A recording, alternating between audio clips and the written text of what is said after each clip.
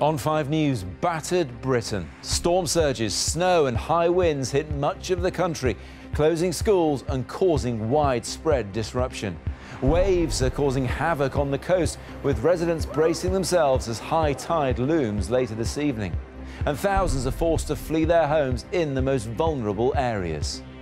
I don't like it, but it's a necessary evil. When are you coming back, Caroline? Hopefully tomorrow, if nothing goes wrong. Also, the figures that prove the NHS is under huge strain. Nearly half of all hospitals in England declared a major alert in the first week of the year. How getting on the housing ladder is getting easier, but it depends where you live. And I am pleased to award our nation's highest civilian honor, the Presidential Medal of Freedom. an emotional Joe Biden gets a very special goodbye gift from the man he served for 8 years. Hello, welcome to 5 News. I'm Matt Barbette. Severe weather has once again been battering parts of Britain, with reports in the last hour of homes being flooded. The Environment Agency has now issued more than 100 flood warnings, with most of them on the east coast of the country. Thousands of people there have been told to leave their homes because they could be in danger. In the Essex seaside village of Jaywick, residents were told they could return home. But now those who thought they'd escaped the worst have been told it is actually yet to come. From there, Dominic Reynolds has this. Stay put or get out. The decisions are written on the doors in Jaywick. The police say the 2,500 people here need to leave or risk being forced out by a flood. Scared, yeah, of course I am, yeah, because there's loads of children and old people. Coralina said she fears for herself and her cats, and they were all out of the door first thing. How do you feel about going at this point? I don't like it, but it's a necessary evil. When are you coming back, Caroline? Hopefully tomorrow, if nothing goes wrong. Walking through the rain with everything she could take was Michelle. You've packed up pretty much everything here. I've packed up all my valuables and paperwork and Two furry valuables here. these are my most precious. At the end of the day, if something bad does happen and nothing was done, then people would be up in arms saying, why wasn't this done, why wasn't that done? So here's what the authorities are worried about. This is the edge of the town of Jaywick, and over here, about 50 feet away, is the sea wall. Now the concern is that at the next high tide, around about midnight, the water could push right over this wall and come up through the drains. A change in the direction of the wind is all it would take. Only the oldest in Jaywick will remember the damage a tidal surge can do. 35 people died here in 1953 when the sea overwhelmed England's east coast. Now that coast is better defended, but further up from Jaywick, 5,000 people were preparing to leave too. Great Yarmouth could be breached when the next tide comes in. It's already happened in Whitby, the River Esk threatening to flow right into people's homes, and in Scarborough the seas left roads inches underwater and left 2 risk takers dangerously close to being pulled in. Back in Jaywick are risk takers too, choosing to ignore the official advice. It would have just trickled over the top of the wall. You think people are overreacting? Yeah, there's nothing going to happen here, nothing. It's a nightmare because they always want to take their stuff, and you can't really, do you know what I mean? It's too much, and then to bring it all back when nothing happens, it's not worth it. You're taking your chances? Yeah. And I don't want to leave this time anyway in case nothing happens, and then my place to get robbed. Whatever the doubters think, on the edge of town are some very real resources. Half of Jaywick is staying at home, the rest is leaving. Who's right? In just over 6 hours, these waters and the wind will give their answer. Let's have a word with Dom now. And Dom, whether they stay or whether they leave, nervous times for those people in Jaywick. Yeah, nervous indeed. At 12:30 tonight is when we're expecting that final high tide. And it's worth reiterating that police guidance on evacuations and on avoiding seawalls is important to observe, and it's dangerous not to. As for what we can expect in the next 24 hours, well, in Scotland and in North Yorkshire, there's a level 3 warning in place for cold. It could fall lower than -3 there. That's especially applying to the vulnerable. And elsewhere, well, more disruption, I'm afraid. There's more snow on the way across the east of England, possibly in London too. Dom, many thanks indeed. Well, that's the picture where he is, but it is by no means the only place, as you'll understand, that's being affected by the weather. You can see the scale of the disruption from this map from the Environment Agency. There are threats across much of the eastern and southern coasts of the country and also right down there in the southwest. There are 59 flood alerts in place. That means flooding there is possible and residents in those areas need to be aware of fast-changing conditions. More concerning are the 89 flood warnings. That means flooding is expected and people living in those places need to take immediate action. At the highest level, though, 17 severe flood warnings are in place. There is an imminent danger to life in those areas. The threat isn't just from flooding, though. Have a look at this. The bits coming up in yellow are where there's a real risk from ice on the roads. As you can see, it affects most of the country. Louise Beale reports now on the national picture. Waking up to wintry scenes this morning, much of the UK has been left shivering thanks to snow, ice and high winds. In Buxton here in the Peak District, the conditions have left the town in a spin. Schools have shut, bus services have been cancelled and many aren't happy. It isn't good enough, no, because people have got the jobs to go to and things like that, haven't they, you know, so no, it's not good enough. Not very happy about it at all. On my road you can't come or go, so I think they've actually locked it off because we've had about sort of 5 inches of snow. But I've managed to get to work. I've sledged in with my daughter and she came with me to work, but we were only there for an hour because there weren't many people in. Is it frustrating? Yes, I mean when you look at countries abroad who have a lot more snow than this and can carry on regardless. Snow and high winds have worked their way across the country, and it's the roads that have been worst affected. The cold and ice got the better of these drivers, while strong winds in Scotland played havoc with lorries like this one. Gritters are doing their best, but it's a race against time as the snow is melting and temperatures are plummeting yet again. But obviously it might freeze later, and that's it will freeze later. So we just have to try and get as much gritted and ploughed as we can now, and then hopefully tomorrow it won't be too bad. For many, the snow has provided a welcome break from work and school. But with temperatures not set to rise anytime soon, the disruption may not be over yet. Louise Beale, 5 News. A court has heard how Rolf Harris allegedly assaulted a 12-year-old girl as she stood next to her mother while asking for his autograph. The disgraced children's entertainer, who's currently in jail in Stafford, is facing 7 fresh counts of alleged attacks on victims, including young girls and a disabled woman. He denies all the charges. A teenager accused of murdering 7-year-old Katie Ruff has appeared at Leeds Crown Court today via video link.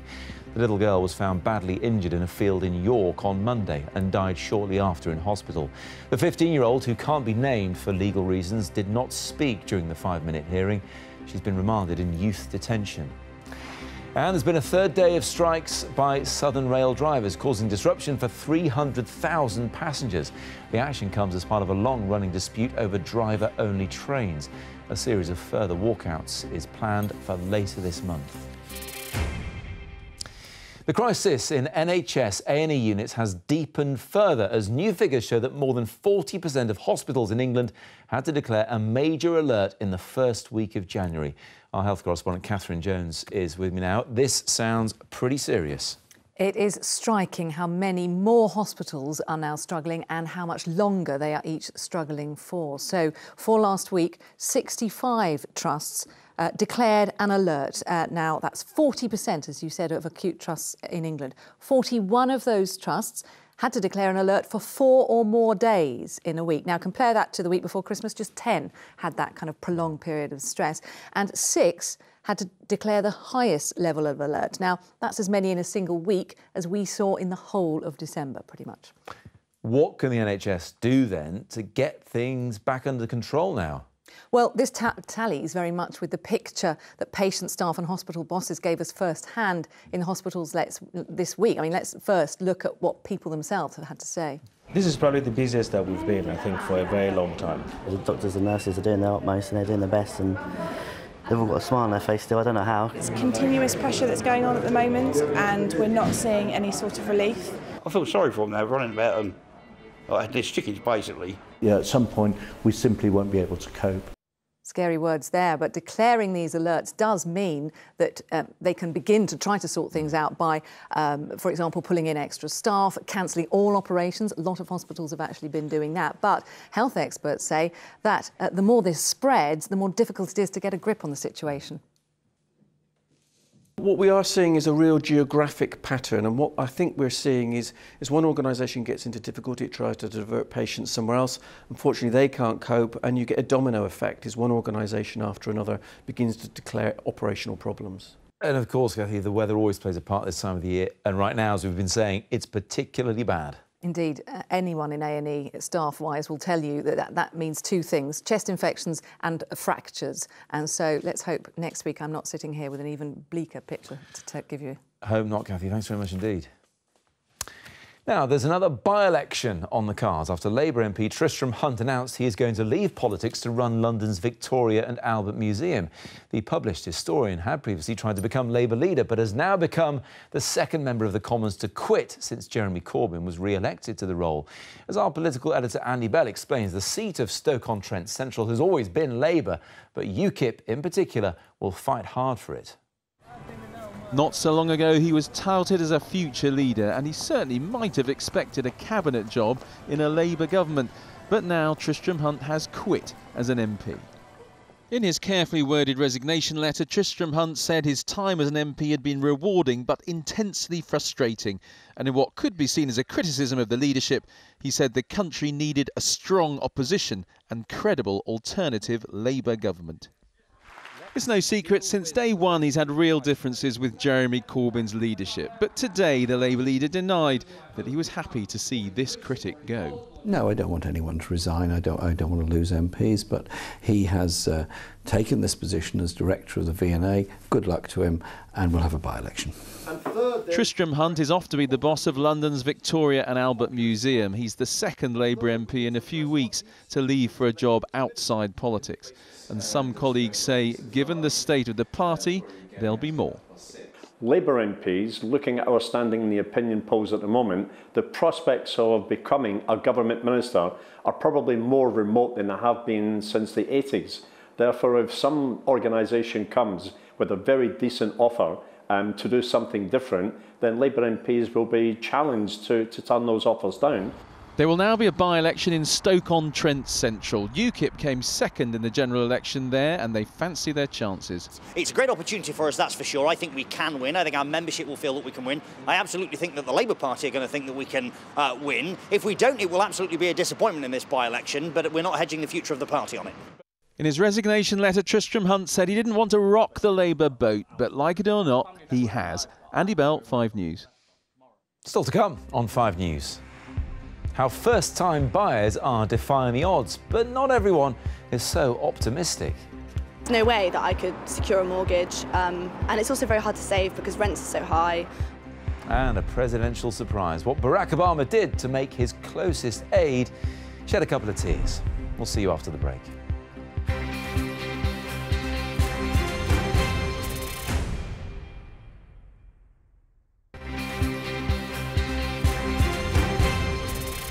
Welcome back. You're watching 5 News. The siblings of a young woman who died from cervical cancer are campaigning to change the law to stop the tragedy happening to other families. Amber Cliff had repeatedly asked for a smear test, but was refused because it isn't offered on the NHS until the age of 25. Amber was that age when she died from the disease on Sunday. As Ruth Liptrot reports. Amber Cliff had repeatedly asked her doctor for a smear test because she'd had abdominal pains and difficult periods. She was refused because she was under 25. Eventually, she paid for a private test, but by then she had advanced cervical cancer. Josh and Cameron are her brother and sister. She kept getting told it's a water infection, it's your pill, it's your hormones. She was never offered a smear test, and even though she was asking, she was always told no. She died on Sunday after the cancer had spread to her lungs and throat. So why aren't women under 25 entitled to a test? The reasons for that is that cervical cancer in the majority of cases is caused by a very common virus called the human papillomavirus. However, for women under 25 it's much more prevalent, so because of that there's a risk then that if they're invited for screening they may have treatment that is perhaps unnecessary because the virus, the immune system, could naturally make it dissipate. Now, though, her family want the guidelines to be changed so that women under 25 are entitled to a smear test if they have any symptoms of cervical cancer. It's like them saying cancer can't enter your body till you're 25, like it's some sort of legally binding contract, and it's ridiculous. Just since Monday, more than 125,000 people have signed the petition for Amber's Law, and yet it was only a week ago that she was taken to hospital for the last time. I mean, even the Saturday before she died, she got rushed into hospital 1 o'clock in the morning on the Saturday. An ambulance came for her. She went back and got her makeup bag and took her into hospital. Like, you know, this is like you're talking maybe like less than 48 hours before she dies. She's just so determined. Josh and Cameron want to make sure that no one else has to lose a sister or daughter, but they're struggling to come to terms with the fact that Amber's death might have been prevented and that she'll never get to be an auntie to the baby Cameron's having in March. She will be here now if they're to give her the test when she asked for it. She was going to be my birthing partner and she was so excited for it because she was like, I've never seen anyone like give birth before, I really want to. And I was like, you seem more excited than me. She was like, I am. So it is really sad that she won't get to see my baby. Amber's funeral will take place next week, but her family are determined that she won't be forgotten. Ruth Liptrot, 5 News. A comic TV programme about Michael Jackson has been dropped by Sky after concerns were raised by his family. The tongue-in-cheek episode had cast British actor Joseph Fiennes, who is white, as the late pop star, but has now been pulled by bosses after his daughter described the trailer as incredibly offensive. And Lord Snowdon, who is the former husband of Princess Margaret, died earlier today. The 86-year-old was also a renowned photographer, and he passed away peacefully at his home. Lord Snowdon was married to Princess Margaret for 16 years. The number of first-time buyers in the UK is at a 10-year high, according to figures from the Halifax Bank. But the average first-time deposit has more than doubled in that time, jumping to more than £32,000. And in London, it's around £100,000, as Layla Hayes reports now. We're constantly told house prices are going up. Yet surprisingly, the number of first-time buyers is also rising. Chris Bull has just bought a flat with his girlfriend. They used savings and help from family, and he admits they were lucky. When you do open the door for the first time, it's a little overwhelming, especially buying a property which needed a little bit of work, but that's what we wanted to do. But it's fantastic to have a space of your own. You know, as soon as you put your stamp on it, either a lick of paint or your furniture, it goes an awful long way, and you sit back and it's pretty nice. There were more than 335,000 first-time buyers in the UK last year, the highest number since 2007. The average price of a first home was £200,000. In London, more than £400,000. And the average first-time deposit is now more than £32,000. In London, it's more than £100,000. In some cases, lenders are letting first-time buyers take out a loan with a smaller deposit than they were asking for maybe 5 years ago, maybe 5% or 10%. There are also government schemes at play. There are government schemes set up to help first-time buyers get on the housing ladder. Olivia Rodgard is a finance journalist. She understands mortgages, but says on her salary, she can't even get one. There's no way that I could secure a mortgage, and it's also very hard to save because rents are so high.